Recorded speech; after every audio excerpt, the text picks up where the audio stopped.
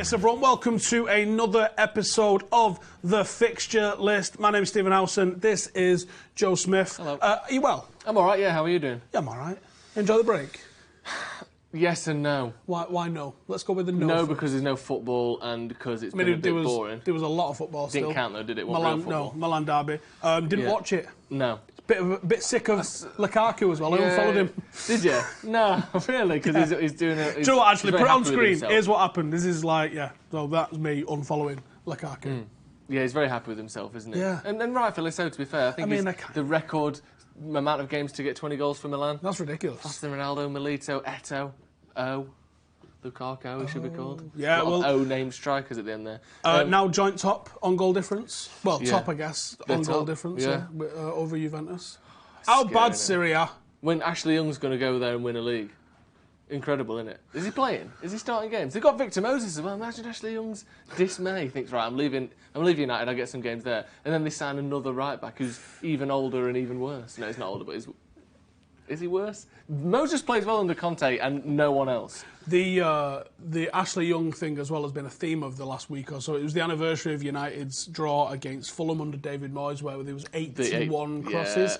Now, I've got a bit of a fact here for you. I can't remember how much it is, but let's just pretend.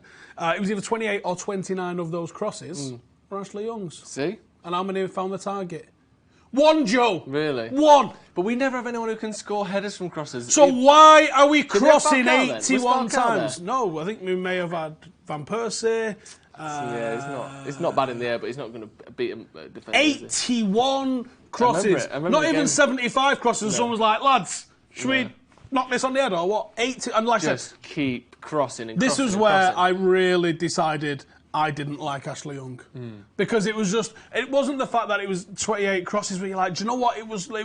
There was nowhere near. Yeah. There was nowhere near, and he does him no look. He don't even. He dribbles down. He's got an assist already at Inter. Maybe he's a new man.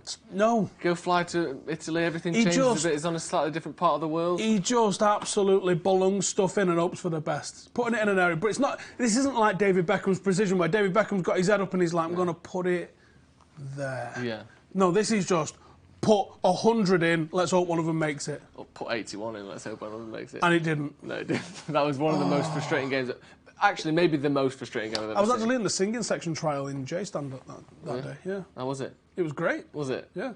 Were you paying attention to the game, or were we sort of like, let's just sing and ignore it? Both. Oh, cool. Both. Lovely. And then, whatever. Yeah. So what have you thought to the break then? Have you enjoyed it at all? Yes and no. Why yes? Why yes? Because we needed it.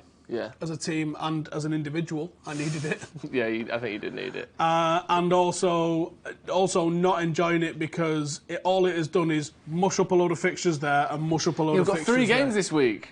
We could have just had like 1 game each weekend. Yeah, that's true. So we got Monday, Thursday, Sunday. Yeah. Great. Cheers, lads. Nice one. Appreciate that. Yeah. That's easy, isn't it? Ridiculous. I know, and also, I know that a match is obviously much more intense than any training, but they still trained for almost all of it. Like, it's not like they're on the sofa watching. I mean, if you can proportion it to anything, whether or not it feels like a break because you've not got that mental stress of a game. I suppose. The mental stress of matches must be quite significant playing in front of 75,000 people. Yeah. And not being that good. Yeah, because like a surgeon, I reckon if you had 2 weeks where you're just practicing on like a dummy or a frog or something, you're not mentally as stressed as if you've got some. Yeah, you do an 18-hour open heart surgery on a kid. Yeah, exactly. Like, I can imagine that's when the pressure. Which is really essentially the exact same pressure that footballers face. So have a bit more respect, guys. Right, so obviously we've got some fixtures this week, but before we talk about that, I want to talk to you about this Pochettino nonsense that is not going away. Keeps feels coming up, inevitable. It does feel inevitable. Do you know this thing yesterday, this video of him with Neil Ashton? They didn't even sit together. They just came out of the same tunnel. No, it was a great screenshot. Rubbish. Went, Bosh, there we go. That was absolute rubbish. They were basically holding hands. Look at them. Yeah, and then Neil Ashton goes up the stairs and disappears. Poch goes and sits with his mate. Neil Ashton's nowhere to be seen. I watched it 4 times where it's like, right, Ashton's got a long grey coat on. Where's he sat? He's not even in the shot. They're not there at the game together. They're just probably sat in the same kind of premium seats. I don't even know. Some championship game, wasn't it? I don't know. But yeah, there was all sorts of people there. I think, what was his name? Houghton. Chris Houghton was there as well, wasn't he? So he's the new United manager? Could be. Or he could be the new United spin doctor. Oh. If Ashton's getting kicked out already. Who knows? So, back in like December, we banged some stuff on Patreon that we were sort of hearing about Pochettino, and then it just hasn't gone away since. No, there was obviously the Fergie met him before Jose took the job. That always felt like, I didn't know that, did he? Yeah. I knew he met Pep. I've got a sneaking suspicion that Pep didn't quite get the fact that Fergie was asking him to be United manager. I reckon Fergie asked him and Pep Do you reckon he danced around it all? I think he was being a bit sneaky and a bit kind of, wordy with it, and Pep just kind of was happy to be there and he didn't quite... I reckon Fergie offered him the job and Pep didn't know. That's my little conspiracy. That's a great way to sort of like totally hide the fact that we went with David Moyes instead. We asked Pep, but he didn't quite get it. But it's Pochettino stuff. For me, I don't know that Ollie's the man. No. But I want us to go down the path of giving someone their team to see what they can do. Because, all right, we're currently in 8th, but realistically we're probably 5th once all the games have been played and all that sort of stuff. Famous last words, but yeah. And I think with the squad that we've got and the injuries that we've got, I mean, having Marcus Rashford for an extra game, having Paul Pogba for like an extra 15 games, those sort of things. Even in the season when people forget Martial was out for like 9 games, 10 games. I think, having a fully fit squad, I think we probably are in the top 4. And I think that's where this squad truly belongs. Yeah, and I don't think it's a top 3 team. No, and obviously you can't just have a fully fit squad all season unless you're Liverpool. But even just having a normal amount of injuries spread amongst some of your best players, it's literally our best players have all been injured for extended periods of time this season. Literally, McTominay, Pogba, Martial and Rashford have all been out for at least 2 months each. Like, most teams don't have that. No, and that's outside of maybe Maguire and De Gea. Yeah. Although I think we'd actually really cope with a De Gea injury very well. But outside of, say, Maguire, there's nobody else that you could give us an injury to that we couldn't cope with. No. If Wan-Bissaka gets injured, we've got people who can cover it right back. Yeah. If Luke Shaw gets injured, well, we've got people who can cover it second choice left back. Yeah. Do you know what I mean? Yeah. So back to Pochettino then. You don't think he'd improve this team, or do you think he wouldn't gel with the players, or what's your reservations? I think he's been totally mythologised as someone who took Tottenham from League 2 into a force that contended as a top 4 team and got to a Champions League final. Now, for one, people have got to Champions League finals and lost. That's not an achievement. Monaco did that. Yeah. United have done it a couple of times when it meant nothing. We lost. Might as well got to the semis or the quarters. Might as well be semis. You've got a manager that basically has got a slightly better record than Tim Sherwood. You've got a manager that's finishing, on average, about 1 place higher than what they were finishing in the 3-4 years preceding him taking over, which coincides with Manchester United dropping out of the top 4 essentially altogether in that time. So, did he actually level them up, or did he just take the spot United had took away? The thing is, the stats obviously say one thing, and I, as most people know, I don't want to get rid of Solskjaer by any means, but there was a feel around Tottenham that wasn't there before. I know that, you can look at win ratio, percentage and all that, which personally I'm not the biggest fan of because certain games mean more than others, and I know they didn't win the Champions League final, but had they won that, his win ratio would still be the same, essentially, one more win, but it would have had the biggest trophy in the world. It's not just the trophies, it's his attitude towards trophies. Yes, this is a man that's come out and said, trophies. He's not won anything as a player and not won anything as a manager. No wonder he has this mentality there. Exactly, and that's not a mentality that I think meshes well with United. And this is a guy that is being granted for all of these great players that he signed or developed. Actually, go through the list and look who he signed. He's had some stinkers on there. And that he worked with no budget. 400 million is no budget nowadays. Well, do you think there's a potential... I would say his... signing, sort of his average signing price is probably lower than the likes of Van Gaal, Mourinho, other people in that time. Do you think the fact that he was having to sign more players for less money meant that the chances of any one of those players succeeding was lower because he can't sign Paul Pogba, he can't sign Lukaku? Maybe. Yeah, I think there's a chance of that, and I think you're shopping in a different market, but again, there's still... I think Manchester United have to sign players of a certain ilk, or there is a demand that United sign your world record transfers. That isn't there at Tottenham or even Leicester. But they weren't even signing players like Leicester were signing. And you can say there's this aura around Tottenham where there's this lack of a desire to be a Champions or lack of pressure, should we say, to be a championship competing all-winning team year in, year out. Okay, cool. But there was a lack of that at Leicester too. And one of them had to go and win the league, and they did. And not only that, they won it, then they collapsed, and then they're actually come back and they're still above Tottenham. Yeah. So... Yeah, I don't know where this mythologising of him comes. His attitude to trophies is the number one thing where I don't like it. Yeah, I agree with that. Him saying that trophies are for ego and nothing else. And I worry about him in big matches. Yeah, me too. He doesn't. That's the thing. One thing I think that's kept Solskjaer's head above the water slightly is we win big matches regularly. We don't win all of them, but we have a better record against the top six than almost anyone else in the top six. And like I said, the statistics say one thing, but the feel of the club and the feel of how the team plays, and you go into a game against City and you think we might win this, and same with Chelsea, same with not really Liverpool, but Arsenal if they're a big team, all that, and Leicester even we've beat them this season. I think you didn't feel that really with Tottenham. Here's a question for you then, because I know that you like to support the manager. Let's say Solskjaer does leave at the end of the season, Poch comes in, then what? Well, I'll be gutted. Ollie's gone. Yeah. For a while. I'll have to support him, but it's not like when Louis came in, I was extremely excited because he had a track record of building clubs that sustained success after him. And I actually think Marcus Rashford may be one of those remnants of Louis van Gaal's era at Manchester United. One of the few remnants. Yeah, because he was pretty... Timbo could have been, but he's had some really poorly advised loans and injuries. Outside of him, that might be it, really. But Louis van Gaal definitely is the reason that Marcus Rashford is the player that he is today. And then there was the obvious choice in Jose Mourinho. Jose Mourinho, prior to coming United, only had the blip of it didn't quite work at Chelsea, where he won a league.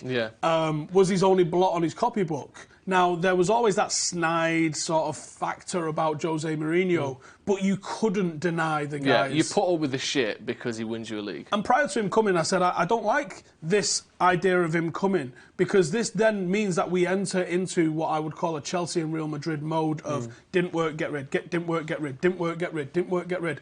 And I thought it was different to that. Yeah. And I want us to be different to that. Because otherwise, if you just do the same thing as everybody else and you just buy players the way you do, because people are like, oh, why do you give a fuck about the academy players coming through? Because that is an identity of Manchester United. Yeah. And if you don't have these identities and these histories and these romanticisms around the club, then why don't you pick a new fucking club at the start of every season? Yeah. The reason that you choose one club and you go is because you love what that club stands for. I can't imagine the pride Athletic Bilbao fans have watching any level of success that they get. The fact that they can compete with Barcelona and Real Madrid and Atletico Madrid on the back of hamstringing themselves to like a 40-mile square. With one council estate, and if you weren't born on that, you ain't playing. Unlucky, son. Yeah. And the fact that they can compete in Europe doing that is mind-blowing. Yeah. And the pride, and you can feel it, because I've been to Bilbao, I've been and checked a game out in Bilbao, and you can feel that this whole place is about them. Now, United are a global club, and United have always been a global club. Way before my dad started watching this club, we was a global club, recognised and supported by people across the globe, staffed by players from across the globe.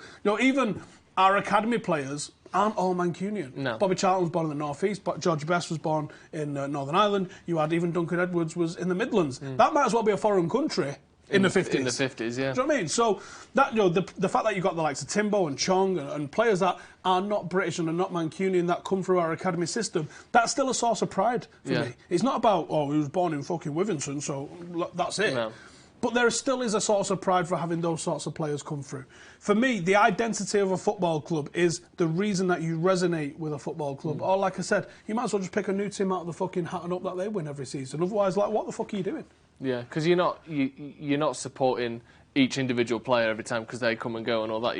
Like I said, it's although I the think identity. that people do. Well, yeah, of course, people do. People support managers and people support like players. Neymar and stuff, didn't they? All sorts of that thing and going on. That's not what it's about for me. But on Pochettino, he might do bits. There's clearly, I think, some desire from Woodward to have him at the club. Maybe because he's happy to work without a budget, which has been provably wrong. But again, we're not going for best in class. And when there was the obvious succession of, okay, Moyes has gone, you're bringing in Louis van Gaal, and man that's won a European Cup. Just came third with a sort of middle of the road Netherlands team as well in the World Cup. Oh, you look like a genius in the World Cup. You've got Robin Van Persie going, oh, trust me, this is going to be sick. And you're like, OK, Robin. And then Jose Mourinho comes in, who's got these fantastic records across the world. And you think, right, well, they're going to back him. And we did initially start to back him. But we want to back people, but we back them with the minimum rather than the maximum. You know, you bring in someone like Zlatan, well, that was never going to be a long-term plan. No. You bring in somebody like Lukaku, and it was working initially for Jose, and then something happened with Lukaku, the same way something happened with Mkhitaryan. Don't know what that thing was, but those players haven't been replaced. And the fact that those players, Lukaku's a £75 million forward. He scored goals at United. He wasn't going to fit this system, so he wouldn't have done the same this year anyway, because Solskjaer wants us to be a team that presses from the front. Tony Marshall struggles with it, but he does it. You know, Marcus Rashford suits it, but I don't think he can play down the middle. Lukaku couldn't do it, wouldn't do it. No. He'd give you a good fucking point, though. Yeah, he knew where other people should be, and probably where he should be, to be honest, but he just wasn't really capable of it. And all this stuff that United medical staff didn't find about this digestive issue that he had. Oh, I wanted to hear what you said about that. Well, I like how the waters get muddy. It's United's fault now. Yeah. Where actually, prior to the World Cup, Belgium made him put weight on. Don't know what reason. Yeah. I don't know why you would want to be carrying extra weight going into a tournament format. If You're anything, playing 8 games in you want to be 3 lighter, weeks. surely. Yeah. But that was the issue. He put weight on for the World Cup and then couldn't get it off. We've all been there, brother. Yeah, I put some weight on and it's never come off. And I don't get now. He looks leaner and he looks back to his best. Yeah. Now, there's a few issues with Lukaku. He's not the perfect forward, but he's always going to score goals. Like people like to think of him as a target man. They go, he's big and he's black. He must be Drogba. He's more like Chicharito than Drogba in terms of the style of play that he has. He's an excellent he's a finisher, fox in a box. but he doesn't hold the ball up particularly well. He doesn't play very well with his back to goal, bringing other people in. And that's where his touch got. Are you seeing a bad touch at him at Inter? No. Still the same player. Yeah, exactly. But the way the ball's being played, is so different. He's bad touching it into the back of the net. Every time he receives the ball, he's facing the goal. Yes. Not every time, but much more high percentage of the time. Now. Whereas at United, it was coming into him and he was being asked to hold it up, and that's where that poor touch was evident. You know, touch of a skip, which was hilarious and accurate. But because we weren't playing to that guy's strengths, we was kind of going, can you do kind of what Fellaini does? And he was like, well, not really. Well, like, you're tall, you should be able to. You look strong. Can't you just hold people off? Just try. Yeah. That's not his game. No. So someone is playing to his strengths a little bit, and that's probably why he wanted to go, and Ollie wasn't asked that he was going. No, I'm pretty sure Ollie wanted a replacement. Look how hard he's gone for different strikers since then. I mean, even in the summer, the Llorentes and the Mandzukics were being linked because he wanted an archetype of a forward. But yeah, that's the crack. Pochettino, why we're swapping one might be for another might be. Unless there was another Jose Mourinho level of manager around. Look at what Jose's done with no reinforcements. He's just changed that Tottenham team. What makes you think Pochettino's going to do anything at United? Anyway, fixtures are back this weekend. So we have got Southampton, Burnley. Both sides now level on points. Southampton had a little bit of a resurgence. You'd have to say both of them are now clear of relegation, I would say. You think so, wouldn't Doing you? well, the pair of them, roughly. Burnley's last win did come against United on January 22nd. They're probably due another win. That'll be an interesting game. Norwich versus Liverpool. Don't know what Liverpool are up to this season. I think they're probably doing all right. I think, Norwich beat City, didn't they? They're doing all right. Probably only need 6 wins to clinch the title. Who, Norwich? The other lot. Liverpool. Norwich obviously rooted at the bottom of the league, 7 points away from safety. Tell you what, get yourselves a win this weekend. Top v bottom, it's a classic, isn't it? Break that unbeaten record if they've got one. I can't remember. It is a classic. That's usually when you see these upsets. Where's it people at? Go, what? It's at Norwich. Perfect. Norwich will win that. There's your banker. Villa against Spurs. Spurs unbeaten in the last 6. All competitions, 1-4, drawn 2. Villa 17th. Struggling. Yeah, they're another one, aren't they? On the cusp.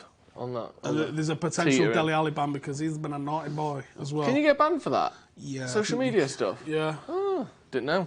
Yeah, so that's a that was potential. A stupid one, wasn't it? And then the Manchester Reds of United against Chelsea of West London. And that's on Monday night. So we've got another weekend. What are you going to do with your weekend? My dad's birthday. Oh, nice. Yeah, got him a couple of books. Going to go for a bottomless brunch. Bottomless brunch. Yeah, it just means drink loads of Prosecco until your mum gets upset. Nice. It's going to be ace. Right then, so United this week, and obviously we've only got one league win in the last 5. Minging. We have beaten Chelsea twice this season. Home and away, scored 6, conceded 1. Frankie Lampard's at the wheel and all that lot. And they've lost only 1 of their last 6. Yeah, but how many have they won in their last 10? It can't be many. They've drawn a lot, haven't they? Yeah. They've dropped loads of points recently. A win from United puts us in 3 points of Chelsea in 4th. We'll have them. Which is basically a line that has been in every preview for about 2 months. So surely, at some point, if we beat them, can't they drop out of 4th? Because this team's above us now, isn't it? Yeah. Like, they've got to be... They're like... We've both been arguing over who's the shittest. And fucking Tottenham and Wolves Bournemouth have come up with us. 8 lads. Everton. Everton, that's it, yeah. Right in the mix under Ancelotti, innit? Ancelotti. Good lad. How do you see it going this weekend? What, Chelsea? The Manchester Reds of United? I think it's difficult for me to genuinely expect us to beat Chelsea 3 times in the season after how bad we were against them for 15 years leading up to... So what you're saying is like 5-0 a Gallo hat-trick, Bruno getting a brace? Yeah. Yeah, I think if I was predicting, I would go for a draw. Really? What do you think? I think we're going to beat them. Do you? Yeah. I think we're going to beat them. I'm excited then. 2-1, I feel. That's what I feel, 2-1. And I think Agallo's going to do something. Because I don't think there's been a player ever as excited to make their debut. There's never been a youngster as excited to make the debut as this 30-year-old bloke is about to be. He's 30, isn't he? Yeah, because it's that thing of like, he thought his chance was done. Do you know what I mean? It's like Ian Wright. He didn't start playing professional till he was like 22. That's why he just bagged him in for so much, because he knew how much it meant to not play for United. Someone's going to have to Arsenal. strap him down in the changing room, because 20 minutes out he's just going to go... Yeah, exactly. I can't wait. He's probably going to be absolutely knackered after about 20 minutes. Yeah. Because he will sprint to fuck. Yeah, he's just going to be like turbo mode. Yeah. People are going to be like, am I watching this on the wrong speed? Yeah. He's just darting around like a pinball. So yeah, Agallo FC as of Tuesday morning. Yeah. Get on it. Trademark it. So we watched the Super League last week. You went to a game, didn't you? We did. Went to watch Salford against that there Toronto. It's the real Toronto as well. I wasn't sure beforehand, but it's actually the Canada Toronto. Sonny Bill Williams played. I tweeted a little joke afterwards in reply to the Super League post, which was just the final score one. And I said something along the lines of, was a bit disappointed they didn't pick Sonny Bill Williams. I was looking forward to seeing him, watching him play. And then some Toronto-based podcast was like, well, they did actually. Andy played. And I'm like, did they? Unbelievable. Clearly missing the joke. Get a joke, lads. He was shit. Was he? For a big... I mean, he's a giant human being. He is a monster. He played rugby union, didn't he? And boxed. Yeah. And, I know, broke rocks with his bare hands. Just big boy. Oh, he's massive. And physically intimidating. You're like, Jesus Christ, if he gets going, someone's getting belunged. Didn't happen. Really? And actually, if you find himself in and around the ruck, waiting for the ball, and then he'd pass it on, and you're like, that's not what you're here for, brother. I never quite understood the whole rucks and crannies. That's a rugby union thing, but essentially around you, they play the ball. Usually, if your forwards are lining up there, they're going to just hit it and drive it in. That's what you're expecting from Sonny Bill Williams. Now he's getting it and then passing it, and you're like, no, brother. Come on. We want you to run at people dead hard. That's what we want. Literally, it's in your contract. Check it. That's what we want. Didn't do it. Didn't hit anyone with a tackle.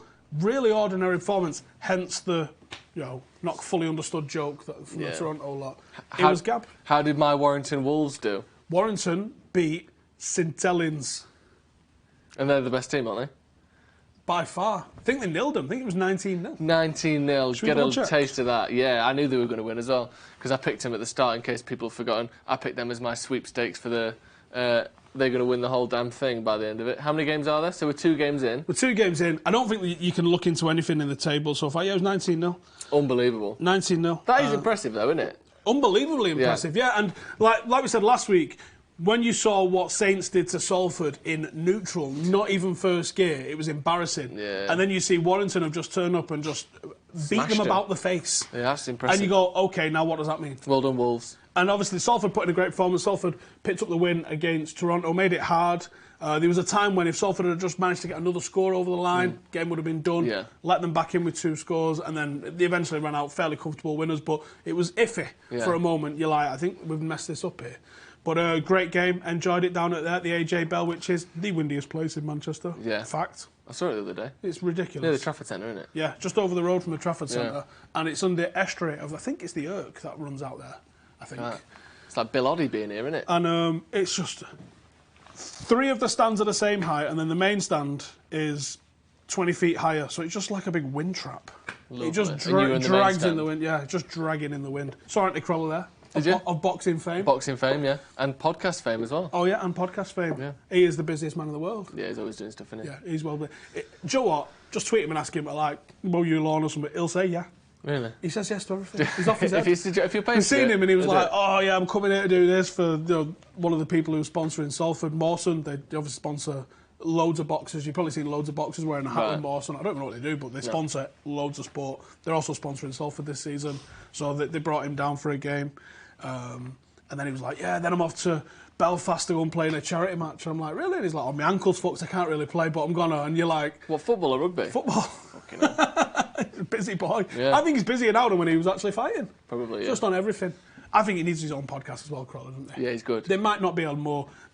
I reckon they can't have a fight because that's probably not fair, but like they need to have like a competitive game of Connect 4 maybe. Who's the loveliest man in the world? Crawler or Juan Mata?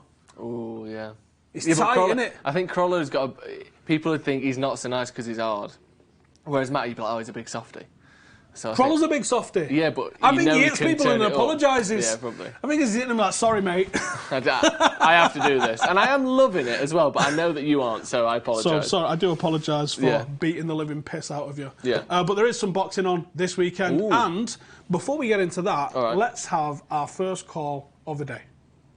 So next up then we've got Lee with a bit of boxing. We've got a bit of Tyson Fury action, I think, but... Hang on. What? That's not this weekend. Is it not? No, because I checked. Well... Lee, why are we talking about it now? What's going on? It's the big fight. There's no other fight to look forward to at the minute apart from that. Well, not about that, actually, because I know that there's Caleb Plant and Vincent Feigenbutts. Oh, well, there we go then. I mean, if you want to talk about that, I'm sure you're the expert on that fight. But there's... out of all the heavyweight fights we've had, this is the most exciting for quite some time because it really could go either way. Yeah. And the Fury Wilder one's not bad either. And the Fury Wilder one's not that bad either.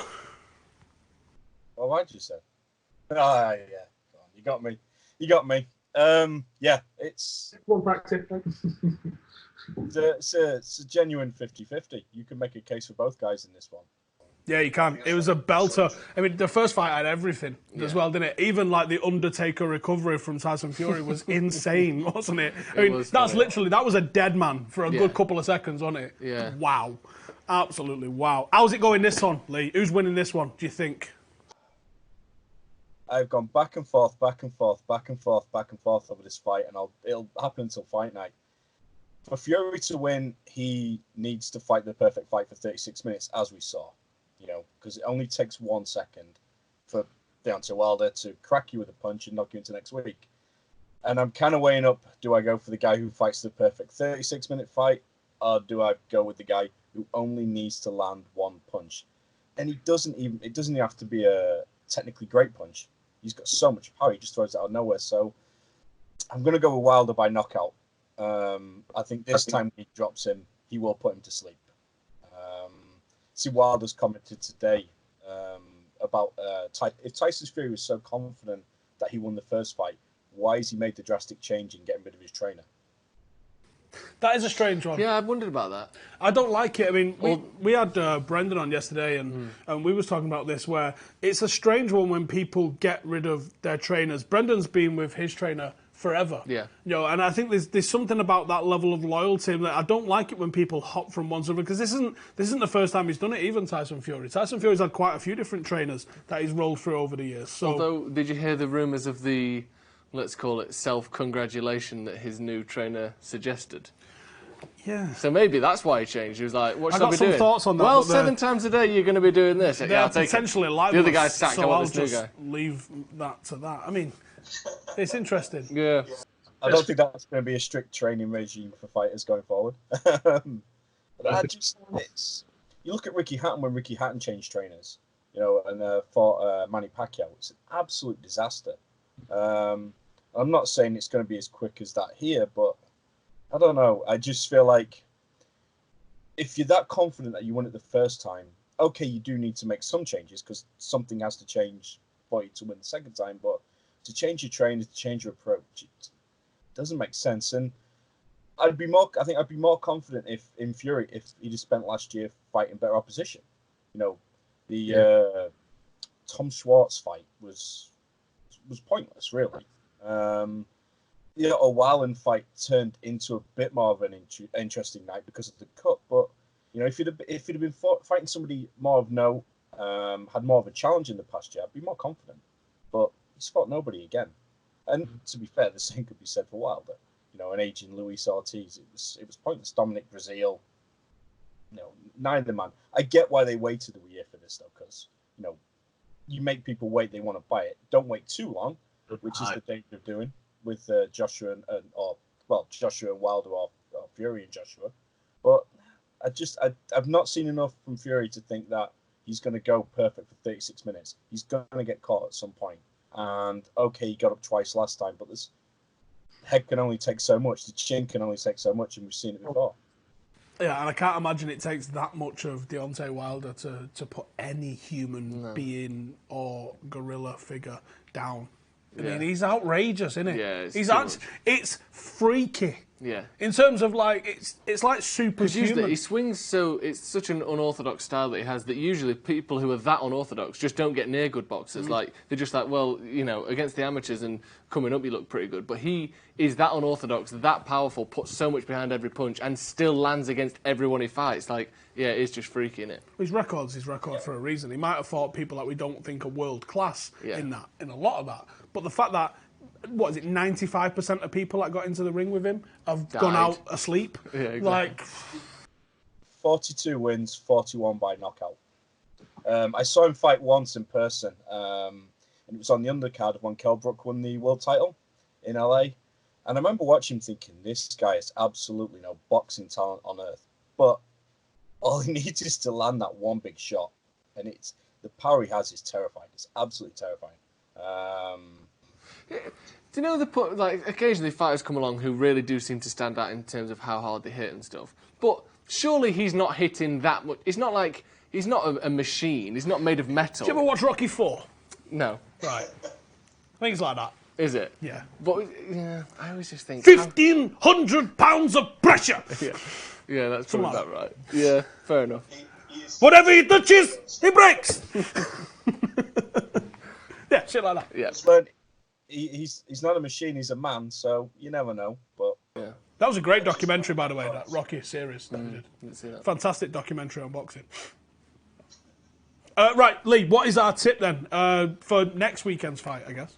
Right, well, depending which bookmaker you go to, they're ranging between 10 to 11 odds on to 11 to 10 for Wilder to win. That's okay. I'm confident that he'll win by knockout, so you can get around about 11 to 8 for him to win at knockout at the minute. 11 to 8, Wilder by knockout, yeah? I'd be more tempted to lean to the second half of the fight. But, again, he only needs to land one punch out of nowhere. This thing could end in 30 seconds. Oh, my God. All right. Crazy. Cheers, Lee. Cheers. Do you reckon there's any racing on this week? There's always racing, isn't there? Is there always racing? Yeah, it's one of them. Every day, every night. Yeah, there's always horse racing. In the bookies, you go in, you always see people watching the horse racing, don't you? Unless they're watching old videos. Maybe they are. Can we get a wall like that in here? What, with old horse racing videos? No, playing? not with old horse racing videos. We're just like all different sorts of sport on the wall. Yeah, we should get one of like them. a proper And a few. You only see them in two places, right? And one is bookies, the other is Bond villain sort of caves. Yeah, but that's like CCTV of like beautiful women. And yeah, stuff, I just want like footy, rugby, fighting, babe station. That'd be great. Yeah, horse racing. Yeah, cool. Ross, is any racing on this week? There's always racing on this week. You should listen to your mate.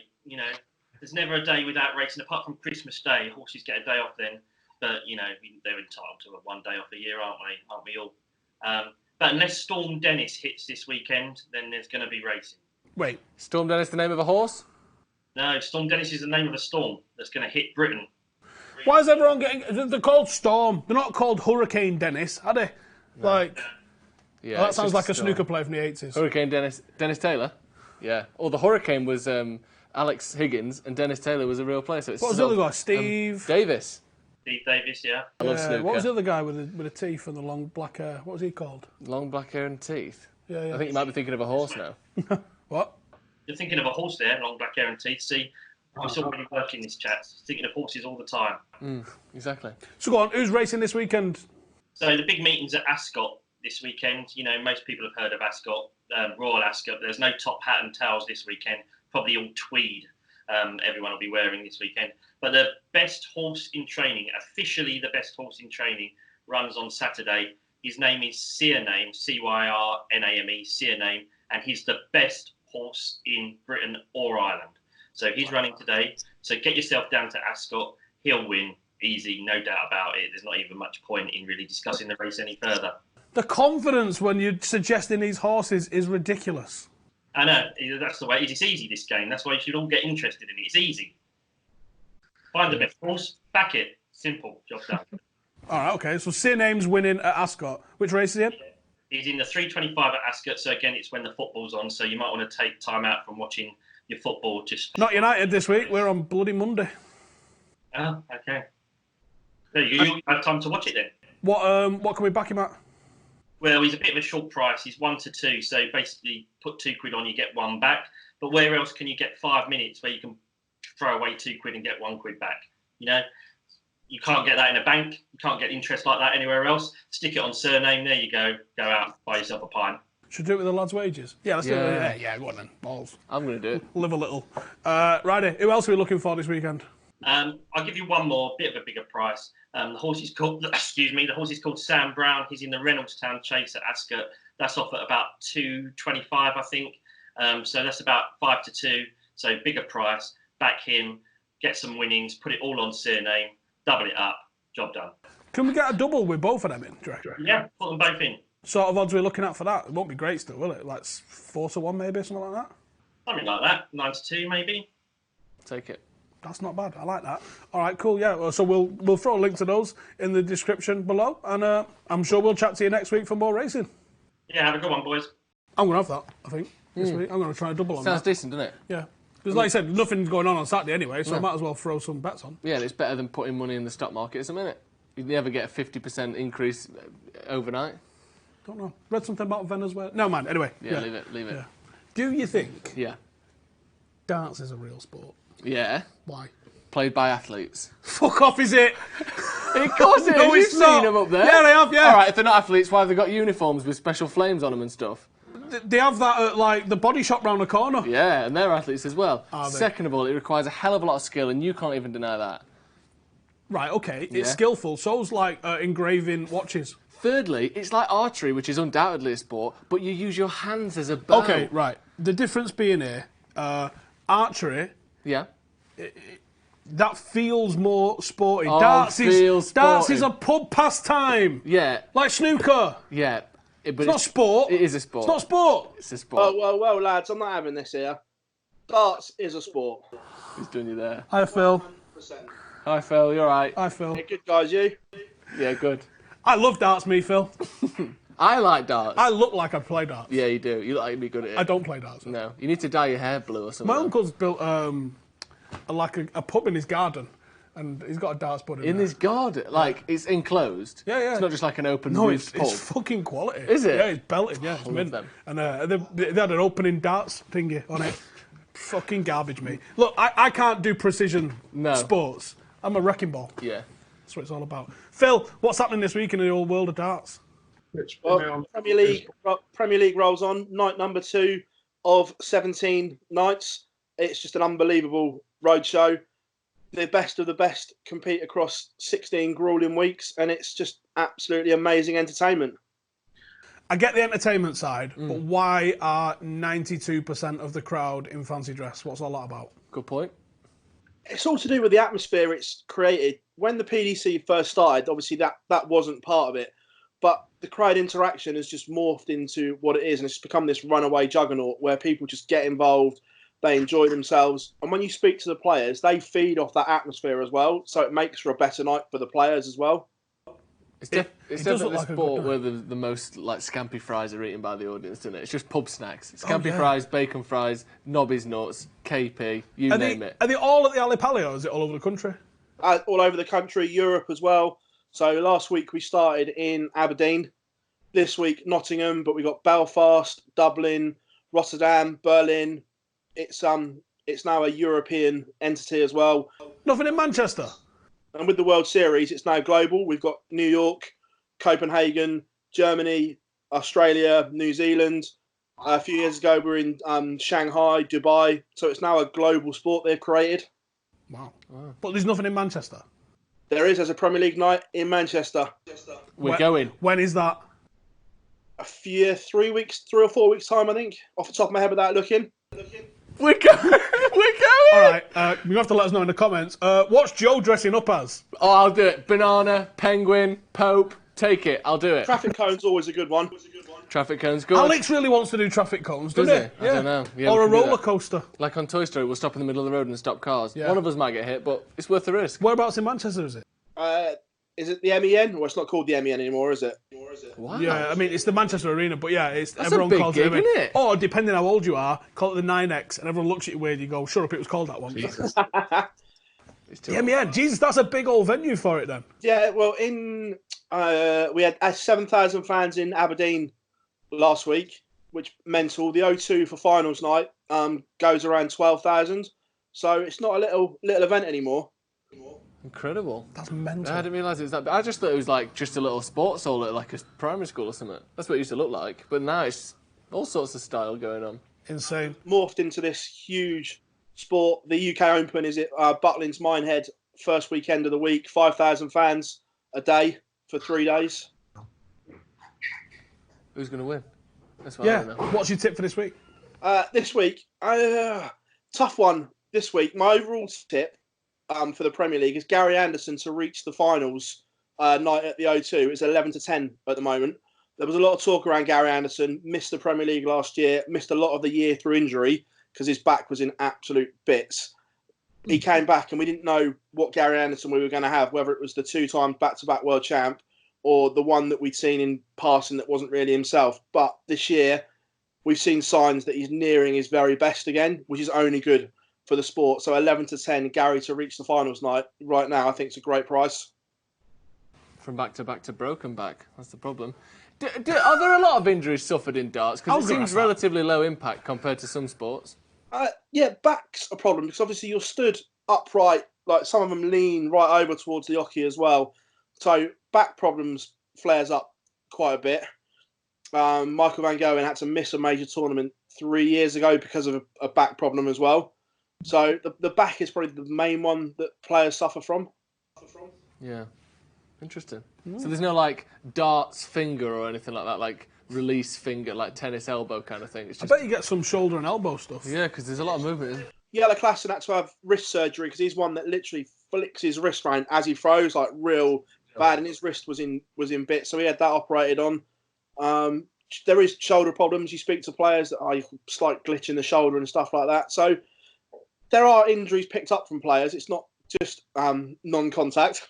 Yeah. Very good. Awesome. Yeah. Good odds. So that's our tip off you, is it?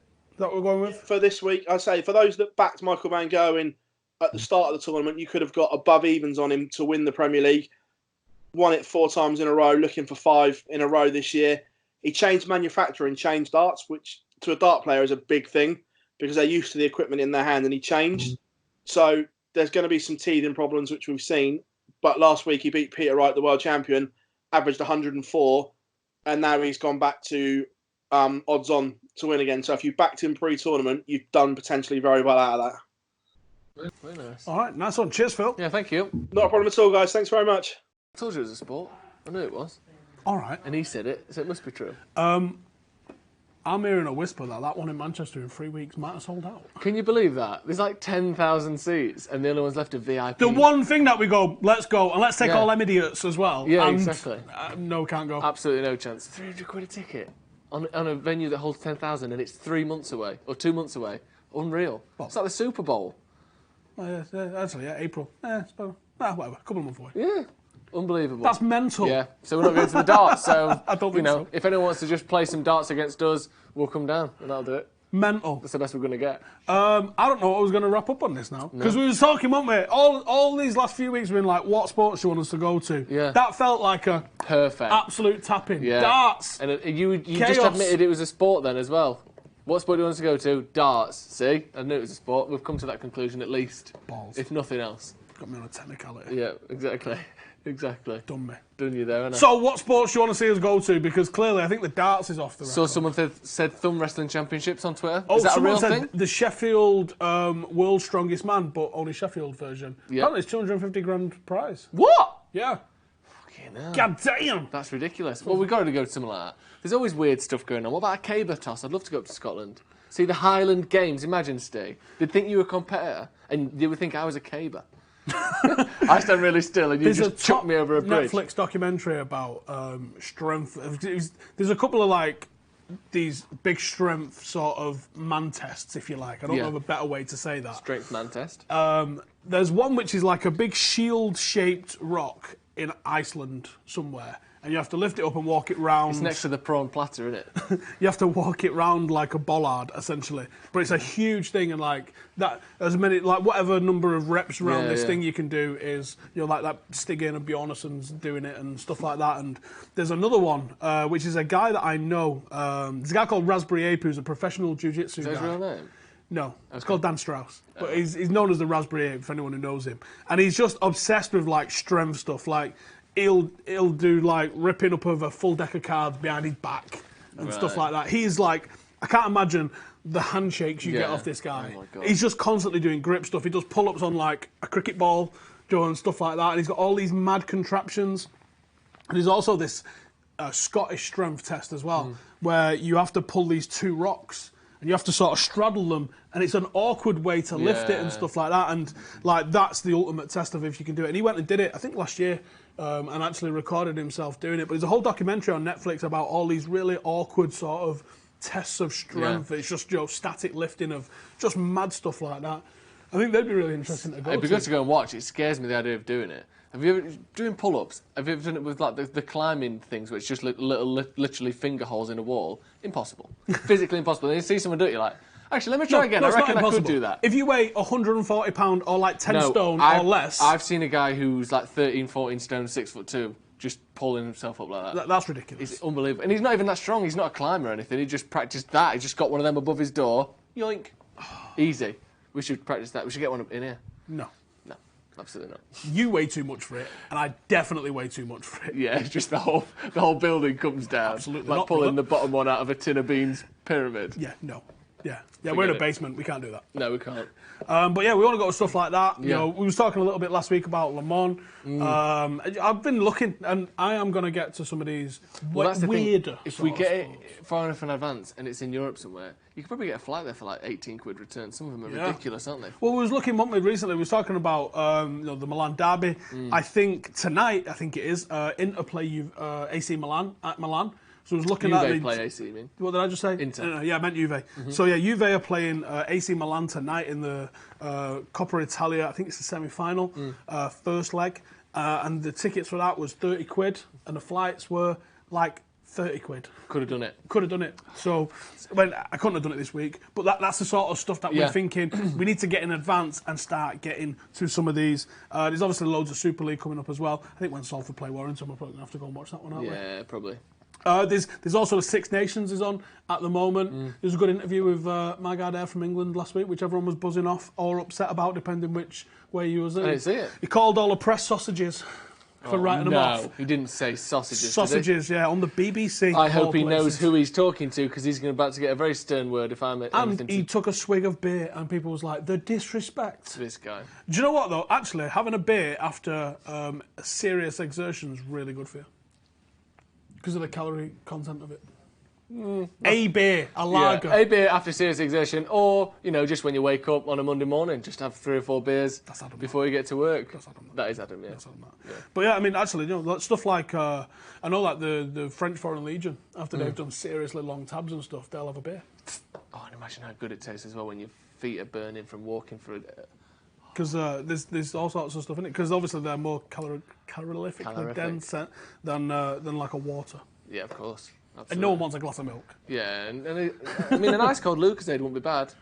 It's probably exactly the same as what a beer is going to do. Yeah. Without the potential liver damage and stuff. Yeah. And it's just cool, and it's to go like, we did a 50-mile tab. It's got to be a bottle though, hasn't it? Beer. Oh yeah. In like ice, where they're all sticking out. Yeah. Like a cool haircut. Yeah. You can't have a can of Carling. No, a warm can of Foster's, just that's been in someone's like top cupboard. And that's nasty, man. Yeah, it's nasty. It's nasty. Righty, we're going to wrap it up there. Thank you guys for tuning in. Make sure to subscribe. We'll be back every single week with the fixture list every Thursday. So come and tune in for all of those. And we are going to be getting out to some of the wackier sports pretty soon. So tune in for all of those. This is brought to you by the good folks at the Katina Sports Network. If you'd like any of the odds or more information from any of the guys that we've spoken to today, the link for those is in the description. So go and check them out. Thank you guys for tuning in, and we will see you in the next one. Laters.